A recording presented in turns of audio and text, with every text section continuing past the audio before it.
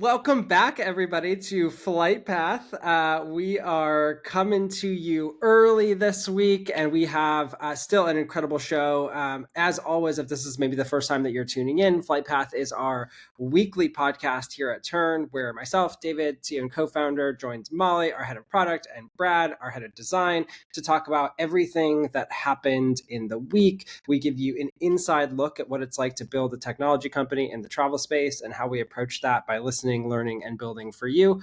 And we think this is the best podcast for really thinking about how technology can help unlock your travel business, specifically the Tern platform and the things that we do every week to try and make your life a little bit easier. So go ahead and click on that subscribe button, click on the like button, leave us a comment. We'd love to see those.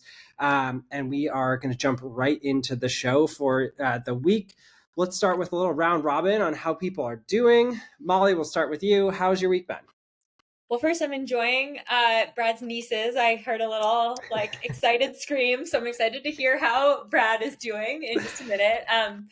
My week has been really good. It's actually, we're recording this on Wednesday afternoon because the company has tomorrow off for Juneteenth, and then I actually have Friday off, doing some birthday festivities for my husband, Zach. So by the time you're actually watching this on Friday, we'll probably have shipped a whole bunch of new things because I actually cannot even believe since last Friday when we recorded how many things we've already shipped and we have to talk about today. So pretty wild, pretty chaotic, but doing well and looking forward to a few days off. So cool. And I think I'm just so excited that Molly is taking a day off, gonna have a whole long weekend to recharge. And I might permanently, not permanently, over the weekend, just turn off Slack, Zoom, access to all your devices so you can actually unplug. But Brad, how's your week been? 3 days into it here. My week's been great. As you might be able to hear in the background, I am at my parents' house and my nieces are here. So get to hang out with them. That's really the highlight. But work-wise, there's just a lot of stuff going on, but a lot of really fun things. And it's been a really cool week, just connecting with some more advisors and agencies who eventually want to use some more tools around the payments and stuff like that. So sorry, getting distracted already by them trying to break into the door, but maybe they'll make an appearance here in a little bit. It's been a good week. I'm loving this. So first, and this is the same place that you were at when the infamous Lights Out Mama and podcasting experience came from. So this is it could be a good episode because historically, anytime Brad's been sitting in this chair in this place, something funny has happened. So we'll see if that sticks today.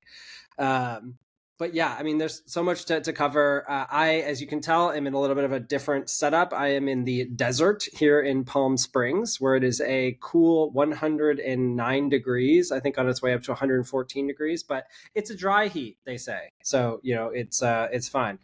It's not fine, but it is fun to be here. Where this is our first time ever at the GTM events. We've heard a lot about these, but we are at GTM West this week. And then we'll actually be back at kind of GTM North America, they're calling it, in Fort Lauderdale in a couple of weeks.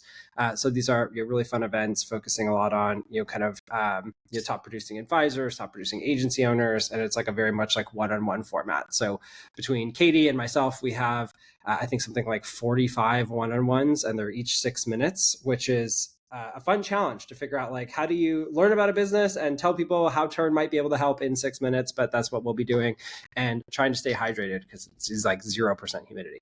But really excited to be here. It's always fun to be at these events, and it's always fun to see users. We've had multiple people come up and be like, "Oh, Tern!" We were so excited. So that's really fun, and feel grateful that we get to be doing this stuff. So I will also echo what Molly said. Molly kind of posted this thing in our one of our channels today, just being there's a lot going on, and it is really special. I mean, we had 4 people join Tern on Monday of this week. 4 people had their first day, and it's just been really wild to watch us level up our training and education with somebody starting there to really have a dedicated role now on AI and efficiency, and thinking about how do we engineer down switching costs? How do we make the Tern team more efficient? And then, of course, growing our engineering side. So it's just been really, really special to see that. But it also means that there's more happening, which we're going to get into right now, starting with a kind of recap of what is shipping this week. the first big thing that we're going to be talking about is this kind of update to sort of traveler authentication. And I'm going to have kind of Molly talk to like what it is, and Brad talk through the design experience here in a moment. But like, wanted to just spend a few seconds talking about the why behind this. I saw a post in Facebook last night on my way back from the conference event, and I literally had a whole response typed out, and I was like, sometimes it's better just to like sleep on it. And so instead of typing it out, I'm just going to talk about it on Flight Path. And basically, the post on Facebook was something along the lines of, this has to be the most locked down system that I've ever used. Like, why is this the way that it is? And I would take issue with the fact that I don't think getting an email and typing in 6 letters is actually the most locked down system that there is. But it is worth talking about why Tern is a little bit different in terms of like traveler authentication, specifically when it comes to the more sensitive data. And this is the constant trade-off that technology companies always have to wrestle with, right? The easiest pathway would be to have sort of no authentication, no identification. We'll put Tern aside for a minute, but like you imagine your Facebook account or your bank account, right? It is friction to have to log into that thing, right? And so if they were optimizing for just how do we make this a super easy experience, they could be like, well, anybody who logs in from this computer can just type in their email and we'll let them into the bank account. And obviously that would be scary because people could just move your money. And so what do they do instead? They say, well, you have to have a password. We're going to text you. There's all these steps that kind of go into that, where it's actually pretty high friction to log into your online banking, for example, from a new device. Now, when you think about something like Tern, we probably don't need to be quite online banking level of friction, right? But if you think about the data that your clients are trusting in Tern, it is things like their credit card information. It is the integrity of like, I am giving you permission to charge my card. It is date of birth. It is confirmation numbers. I mean, like things that we as a tech platform have to think about that I would love it if we didn't is like, what if somebody had a stalker or there was like a domestic violence situation and like they had access to just like their itinerary link. And now suddenly they know exactly where that person's going to be. They know their confirmation numbers. They can make phone calls. Like there's some crazy things that can happen if you have access to all the details of somebody's travel. And as a tech platform, like we don't want to be a catalyst for those bad things to happen. So we were like, okay, we need to add some friction here. We need to add a little bit of validation, but we've continued to iterate on this. It used to be you had to have this full username and password and like 15 different characters. That was too much friction. So we've now moved to this, like, you don't even have to set a password in Tern. You can just get an email, validate that you're in control of that email, which is generally the kind of keeper of identity in a lot of situations, and we'll like let you access this more sensitive information. And we're now making that even more streamlined. But I just wanted to take a minute to like help people understand the way that we think about this need for authentication, think about the sensitivity. And as an advisor, I'll give you one more reason why this is really good for you. If you are using a system or you're coming from a system that does none of this identity validation, your credit card authorization can be nullified with one statement from the traveler, which is basically like, I didn't do that. Wasn't me. I don't know who signed that credit card authorization, but it wasn't me. And if you haven't done any identity validation, if you haven't said anything along the lines of like, well, actually, like in order to do this, you had to confirm that you're in possession of that email account, which you've been emailing free from and like you use for online banking and all these other things, then like, if you don't have that, you'll probably like lose, right? So this also helps protect your business as an advisor to have this extra validation check, to have this element. So trust us, we don't wake up thinking like, how can we make it hard for your travelers to log in? We actually wake up every single day like, how do we make this super easy?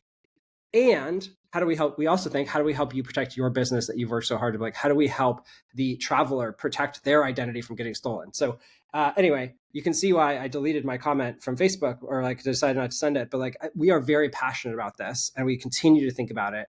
And it is not a willy-nilly decision that we've made. So I'm going to hand it over to Molly now, get off my rant and talk about like, what are we doing now to make this even easier to have the best of both worlds? Yeah. And I think it's like, yeah, it's so important to understand the why behind some of the security that matters.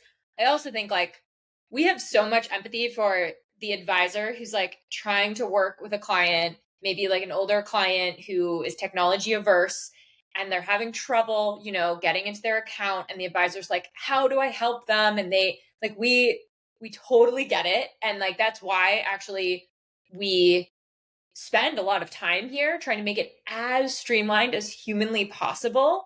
without compromising on some of that security. Because like that's so stressful. And so like also totally get why people share feedback around this and want us to make it better. And so one step along that way, there was this issue. I think there's kind of like two reasons we did this. I think the one of the primary reasons is what we learned is that when clients who have a Gmail app on their phone were trying to use the previous method of authenticating, which is like copy and pasting a code, they could get into this situation where the Gmail app, it's like a quirk of the Gmail app where it doesn't actually open links in a browser. And so we call it like the Gmail doom loop situation where they're basically trying to like click a link that you send them as an advisor and then try to get back to their email in order to get the code, and they lose their place in the link. And then they're like kind of stuck in this loop. And it wasn't impacting a big percentage of travelers, but we kept hearing it crop up here and there. And it's one of those things that like even a small percentage of travelers is just like kind of unacceptable. So that's why we really devoted a lot of time to this. And the other thing is just it can be nicer to do a one-click link than it is to copy and paste a code. So just like a little bit of extra streamlining and efficiency. And I'll let Brad talk a little bit about like actually how we solved it and how we thought about it. But yeah, we're really hoping this just goes a long way. And by the way, we're not done either. We have a lot of other ideas on how to even further streamline the client experience and core flows like credit card authorization. So this is just going to be a big theme of work that you'll continue to hear from us around. And maybe just also, and Brad will talk about some of this, but just to clarify, like to really drive home sort of the change here. We talked about the kind of transition. It used to be username and password was like, and they had this whole account set up. Then we're like, how do we get rid of that? Well, we can do a lightweight validation that this person has access to their email, and that sort of unlocks access to that. And we did that by emailing a code, which massively simplified things, right? We went from username and password and full account creation to like, here's a code. As Molly said, like we are listening, we do care. I don't want the like passion of my rant to like say that this is actually perfect. It is not. We are always looking at ways that we can streamline this. But now we're using this like magic link technology, which basically lets us identify access via a link. And so they don't even have to do the code. If they have access to that link within kind of a certain set of parameters, they can just tap on it and we'll be like, okay, obviously this link was sent to this person. And so we know that they have access to it. And so it should streamline that even further. But there's a lot of design thinking that went on. Brad's whole talk track, David. Did I steal Brad's? So I'm going to talk about like because there's actually a lot of like the implications that go into that. But I just wanted to make sure that like as we dug into that, that was clear. So sorry, Brad, if I took your narrative, but I'll hand it over to you to fill in the gaps on like how do we think about approaching it? No, I mean, I think we covered it all. Right now we have really both options. When you put in your email address, when you say like, hey, I want to like view sensitive information on this itinerary or take action on it, put in your email, we send you an email just like we did before. Now you can either click a link or you can copy and paste the code. And we kept that or you can copy and paste thing because in past roles when I've worked on Magic Link, like just sometimes if you have like a weird browser going on, like it's possible the link does something funky and you want a backup option. And so being able to copy and paste that code is still really, really important. And it's really easy if you've been telling your clients, hey, copy and paste that code. That's how you do your account. You can still do that. And you can also just click the link. So should be pretty straightforward for your clients. The one thing I think we should say in the email too is like, don't forward that link to somebody because it would be like, if they click that link, they kind of like log in basically as that user. And so that's just the thing to know about Magic Links is basically the assumption is it's being clicked from the email it was sent to. So don't ever tell your travelers to forward that to someone else. Amazing. Anything else that we want to talk about kind of here on the kind of travel experience or sort of the kind of authentication side of things? No, I'm excited. I know a number of advisors I work with really closely had messaged me about this. So I haven't actually gotten to share this with all of them via email yet, but if you're listening, so excited that we launched this and you'll get an email from me shortly being like, we did it, we solved it. Yay. And keep the feedback coming, right? I mean, like this is, and we've had quite a few conversations and I think Molly sort of alluded to this, right? Around credit card authorization. How do we make this easier? Like we do believe that design and engineering kind of coming together can get a lot closer over time to the sort of like, how do you do both? How do you make this easy without compromising security? But when you challenge our teams with that, right, it is increasing the complexity by orders of magnitude, right? Because it's just easier to pick one of those two things, but trying to do both at the same time makes everything harder. There's more tech challenges, there's more edge cases. So we're gonna keep working on it, and you will continue to see more updates on mobile and all these different pieces. So I think maybe I'll transition into this kind of next topic, which was sort of fun in a lot of ways, is that I feel like as a company, we're finding that we're getting to a scale where there's like these edge cases, right? Some of these are on mobile, right? Like Molly said, this is impacting a small number of users, like percentage wise, but that actually could be like a meaningful number now based on how many travelers are logging into Tern every single day. We also have this performance, kind of showing up on some of the agency side. Like as we have bigger and bigger agencies moving over to Tern, we're finding that like the volume of data that we're now reporting across is introducing technical challenges in a way that like we really haven't seen before.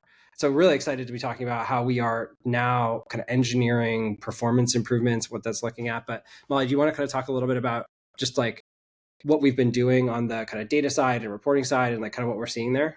Yeah, and I think this will be a theme on the podcast for the next few months. Actually, I think there's a number of areas where we're starting to see an influx of a large amount of data. Another example is like shared with me trips. If you're an agency owner and you have like hundreds of agents in your agency and they're all sharing all their trips by default, that can start to get a little slow. So stuff like that, you'll kind of hear this as a consistent theme, I would say, as we hit this next level of scale that we're seeing, which again, as David said, pretty cool problem to have. But this week it's been reporting. So our team has been investing a lot of time in specifically the received commission report, the query that we were using to calculate that and show you like how much commission have you received from suppliers? How does that break down between your agents per supplier? What is the allocation of like your agency earnings? Like all of that, actually, like the computation, the query that we were doing was quite expensive, meaning that it took just like a lot of computational power to actually generate it. So we simplified that a lot. And we also started to what we call pre-compute certain relationships that made it take a while, which means that it's kind of the headline now loading 50% faster, which is like wild. That's really cool. It also, you'll see a little tooltip now that says that certain data might be like up to 15 minutes out of date, because again, we're basically trying to do some of it in advance. So it's not like when you hit the page, we're having to do the entire load all at once, which can lead to timeouts and not loading the data at all. So those are some of the initial changes. We also probably a little less easy to follow, but we moved basically some of the queries into a different database where there's less traffic. So that will also help things load more quickly. And we're not done yet. I think we've dramatically improved the speed of loading received commission reports, and I think fixed the majority of like timeouts that we were seeing where we're just like fully not load.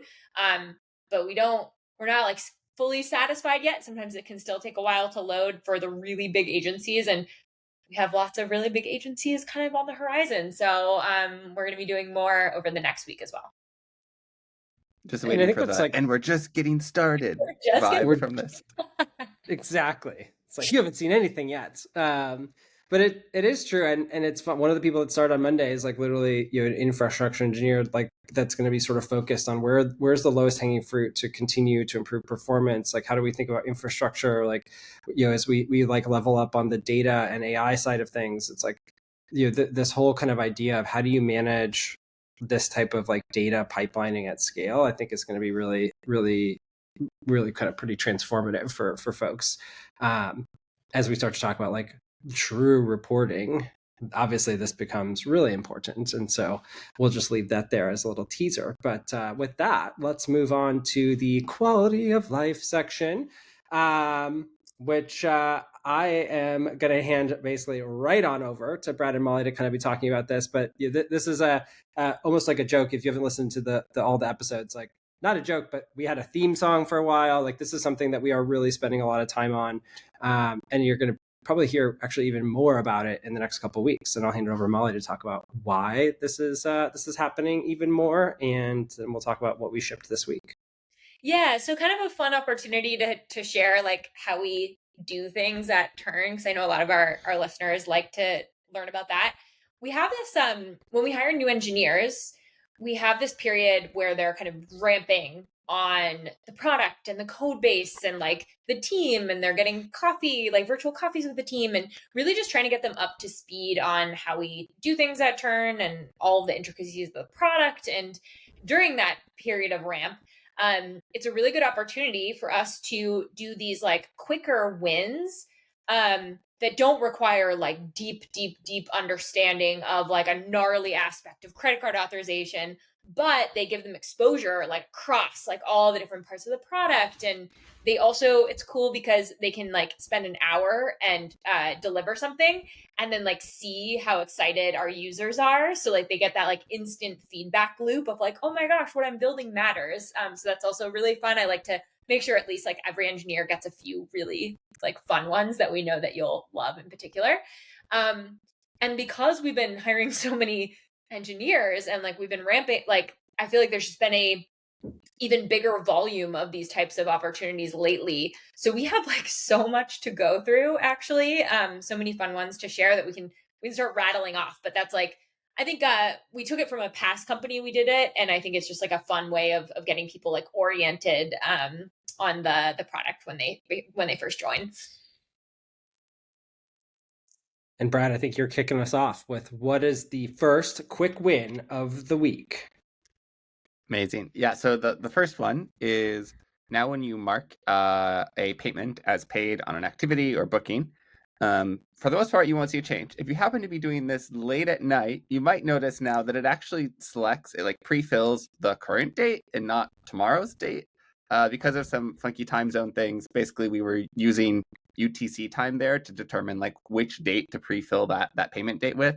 And we had a few advisors reach out and be like, hey, every once in a while it's wrong. Like, do you know why? And our engineers were able to dig in and understand that we just needed to actually use the time of your local computer. What your local computer? Your local time on your computer to decide what date to show you. So not too major of a change, but should be, again, nice for you to not have to go like adjust that manually if you just happen to be doing it a little later in the day.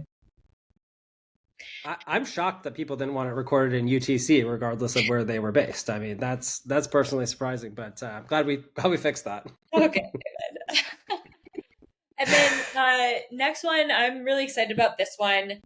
I got an email from Scott a few weeks ago, and he was like, I don't know if this is easy, but it always really bugged me that like when you're trying to reorder your forms, you can't actually reorder the pages on the form. You have to like move all the components out, and it just takes so long. And I was like, oh my God, this has driven me crazy for like since I joined Tern basically. And I was like, pinged our engineering team. Would this be like an easy one? It wasn't like super easy, but it was a really good like mini project for one of our newer engineers who is ramping. So now when you actually go to your forms and you have like a multi-page form, if you use the little 3-dot menu, you'll see the option to move that page like up or move that page down, and that will take all the components on the form page with it. So much easier now to reorder your pages. All right, and then I'm coming in with another one. So this is a cool one. We actually had an advisor write in kind of asking us for some improvements, kind of what we'd call accessibility improvements. This advisor works mostly with blind clients. And for anyone who has never or doesn't know how often like people with like visual disabilities or people who are blind use a computer, they often use a screen reader to navigate websites because they can't actually see what's on the screen.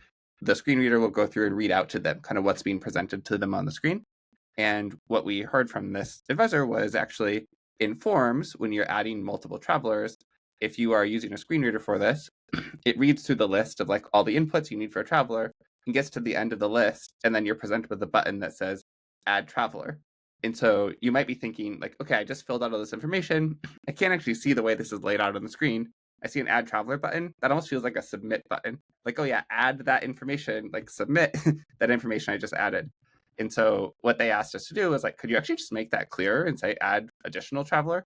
We're like, oh yeah, super simple. Like that's such an easy change. It will both be much clearer for people who are using a screen reader, but also for anyone who's just looking at the form, it's now more explicit what that action does and is less likely to be confused with oh, I'm actually submitting this information that I just filled out. And I think like Ken from our support team flagged this, and like literally a day later, Emmy, who started on Monday, fixed it. Like it was like, that was a really fun one, just like such a quick turnaround. And it just like so cool. That's just like Tern working, right? I feel like first our users are giving us feedback, right, for things that are so important, but like are just easy not to necessarily like look at or think about, like, oh, should we add traveler or add additional traveler when you're writing that button, right? I But know, like David, that I has saw your knock-on effects. face. Like Your face was like, oh, duh. Like it was like, I saw in real time you being like, oh, I get it. Yeah. It just makes so much sense, right? So like that's so cool, right? That the community sharing that, and like for it to be flagged, right? Like I feel like a lot of support teams are like, yeah, that's just not how it works. But like for it to be flagged and then like the quick response, I mean, like, oh, that gives me chills. That's so cool. So that was a really fun one. Shout out to Emmy there. Literally day 2 shipping that. And then this one's an interesting one. It has to do with how agency owners are reconciling commission. So when we first introduced the concept of like entering a supplier statement with the commission for your agency and then trying to reconcile bookings against that supplier statement, we were like, oh gosh, if we surface every single booking that could be a match to the statement to reconcile, it's going to be so noisy. It's just like, that's not going to cut it. So what we did was we introduced the concept of being able to say, like, when you actually log the supplier commission on a booking, you can say, I'm expecting additional commission from the supplier on this booking.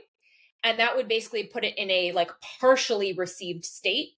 And so when you're logging future commission, you'll see both bookings that have no supplier commission logged at all and partially received commission.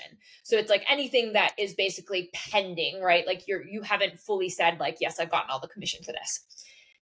Pretty elegant solution, right? Like that seems like what agency owners would need.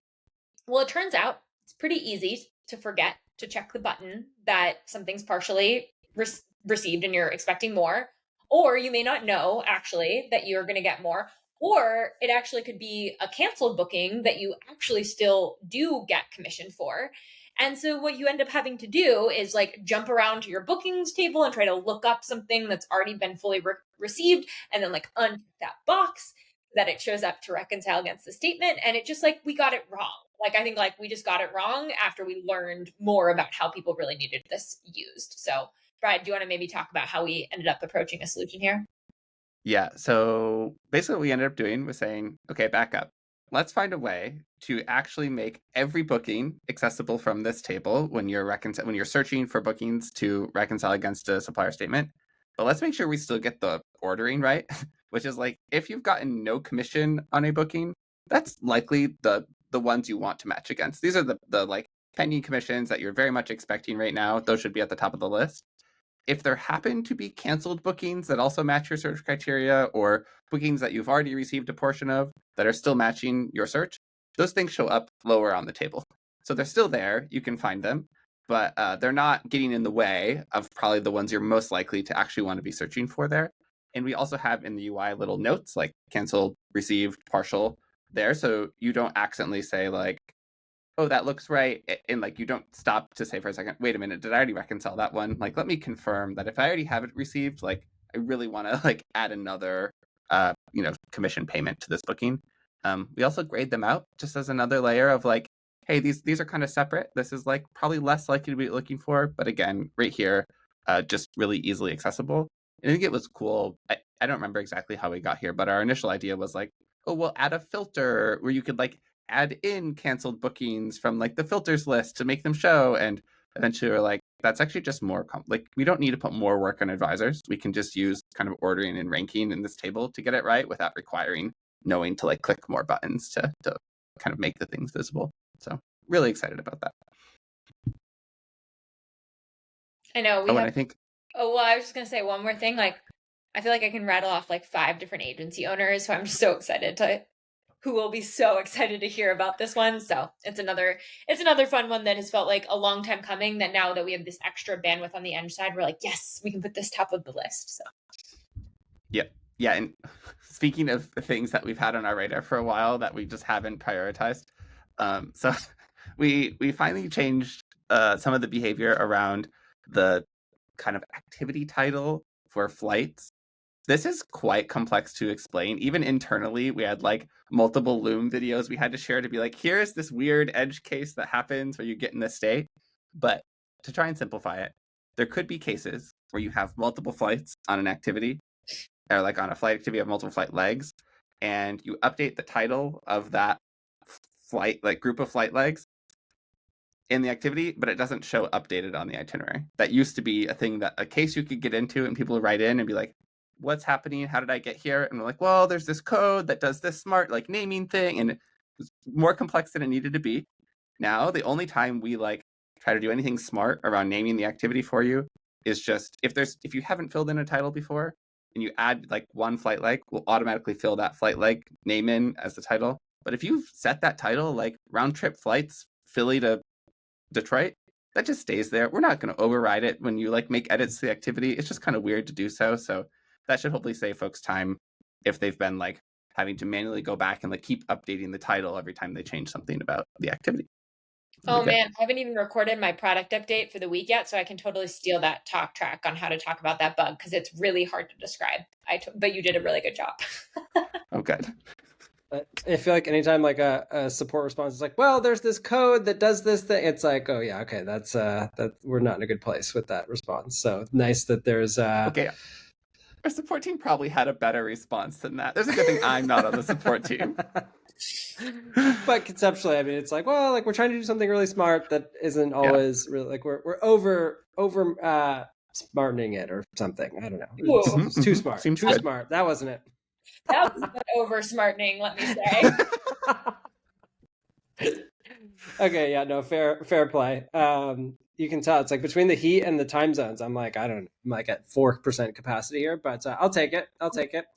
All right, we've got a lot. I mean, it's kind of crazy that we're recording this on Wednesday midday and like we already have this much going on. So it is really, really cool just to see like the velocity and like all the things that are moving. So let's talk about the next kind of like week. What's on the docket? What's on the agenda? What are we focused on? Molly, you want to kick us off? Yeah, so either by the end of the week, so on Friday when you're listening to this, it's possible email folders will be out. I think it's a little unlikely. I think it's probably going to be Monday or Tuesday next week, so we'll see. But the team is ready to launch it without me if needed, if it's ready. So that's really exciting. And then we're just continuing again to knock through that folders roadmap. Forms is also in progress, so folders for your forms. So that should be like following pretty shortly after emails, and then you should see the pace pick up. As we've talked about last time, there's a fair amount of work to like more standardize our library template items. So you should really see the pace accelerate for the other types.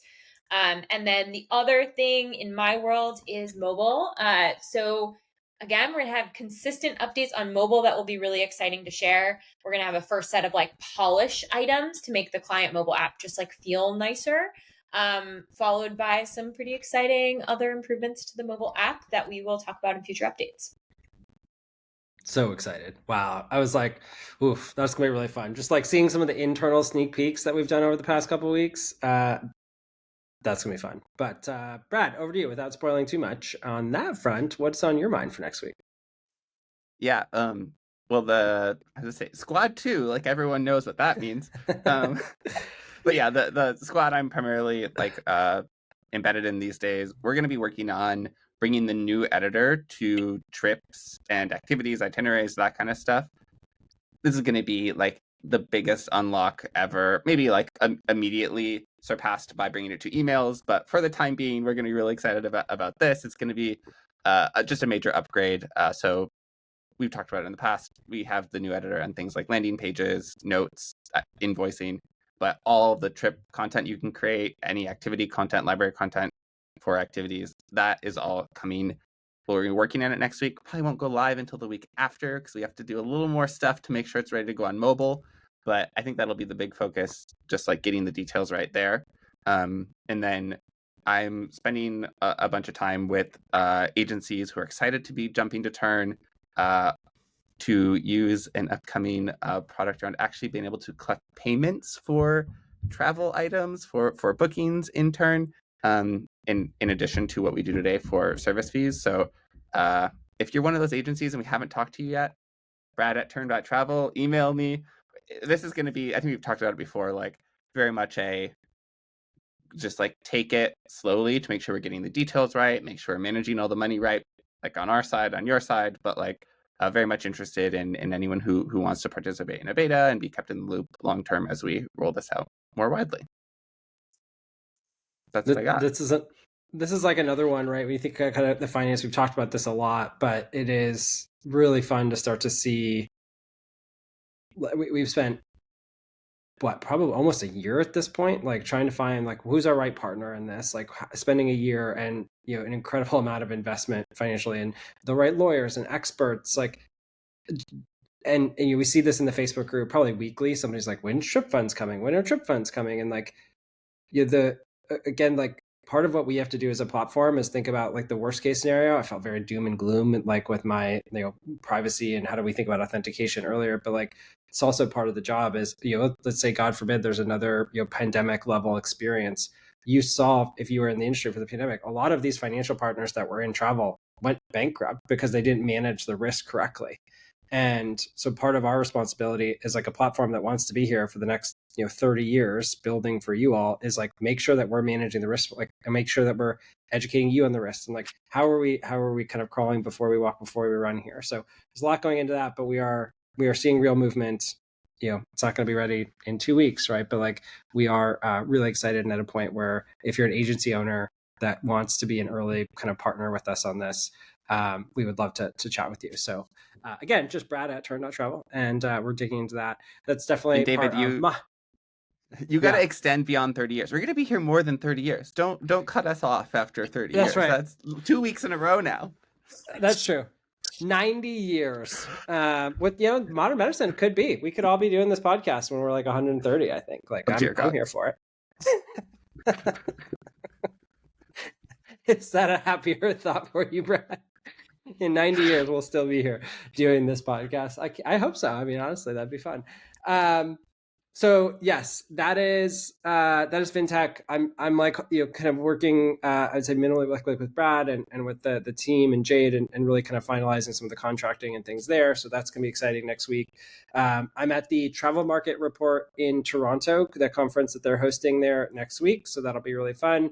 Grace and I are going to that, our first conference together where we can actually where Grace is part of the team. So that's going to be fun. Some of the other ones we've had to kind of pretend like, oh, like we just like our friends. And now it's like, yeah, no, we are friends. And also like we are, a powerhouse. So excited for that.